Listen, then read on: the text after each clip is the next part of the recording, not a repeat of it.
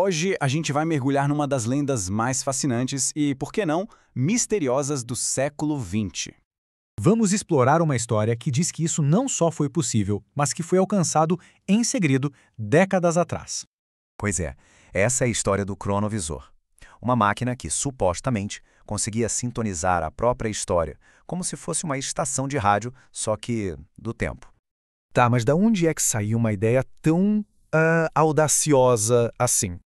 Olha, tudo começou a ganhar força mesmo em 1972, com o livro de um padre francês chamado François Brun. Foi ele que botou a história no papel, contando o que ouviu do suposto inventor. E quem seria esse inventor? Ninguém menos que o padre Pellegrino Ernetti. Pensa numa figura, monge, físico, exorcista e especialista em música antiga. Uma pessoa que transitava entre a fé e a ciência de um jeito bem único, né? Ok, mas como é que essa máquina funcionaria? A ideia do Ernetti era a seguinte: um conjunto de antenas captaria uma espécie de eco energético que os eventos do passado deixaram para trás. Depois, conversores transformariam esses sinais em imagem e som, e por fim, uma tela mostraria tudo em 3D. Basicamente, a teoria era que tudo o que acontece deixa uma marca, e o cronovisor conseguiria ler essa marca. E o que eles teriam visto? Bom, aí a coisa fica realmente espetacular.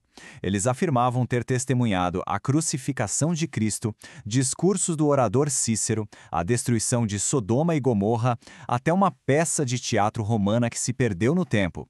Imagina só o poder de uma coisa dessas.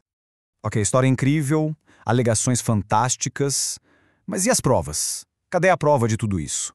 Eles tinham o que eles chamavam de evidência definitiva, uma fotografia. Uma foto que, segundo eles, foi tirada pelo cronovisor. Essa imagem foi parar em uma revista italiana bem famosa em 1972, apresentada como a prova real do poder da máquina. Imagina o alvoroço que isso causou. O debate foi intenso, para dizer o mínimo. Só que não demorou muito para descobrirem um problema. Um problemão, na verdade. A tal foto era, na verdade, a imagem de uma escultura de madeira que existe numa igreja na Itália. Olhando lado a lado, a semelhança é, bom, não dá para negar, né? Bom, isso foi um balde de água fria na história toda, claro. Mas e aquela equipe de cientistas de renome que supostamente estava envolvida? A história dizia que não era só o padre Ernetti. Era uma equipe com 12 cientistas. E não era qualquer um. Tinha gente do calibre de Enrico Fermi, ganhador do Nobel, e Wernher von Braun, o cara dos foguetes da NASA. Ter nomes assim envolvidos dava um peso gigantesco para tudo isso. Pois é. Só que, de novo, o mesmo problema. Cadê a prova?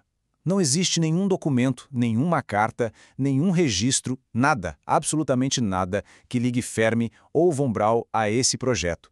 Zero evidências. E aí vem o que poderia ser o golpe final na história. Pouco antes de morrer, em 1994, o próprio padre Ernetti teria admitido que tudo não passava de uma farsa. Fim da história, certo? Bom, não tão rápido. Amigos próximos dele vieram a público dizer que essa confissão foi forçada, o que só joga mais lenha na fogueira do mistério. Então, peraí. A foto era falsa, os cientistas nunca se envolveram, o próprio inventor teria confessado. Por que a gente ainda fala do cronovisor hoje em dia?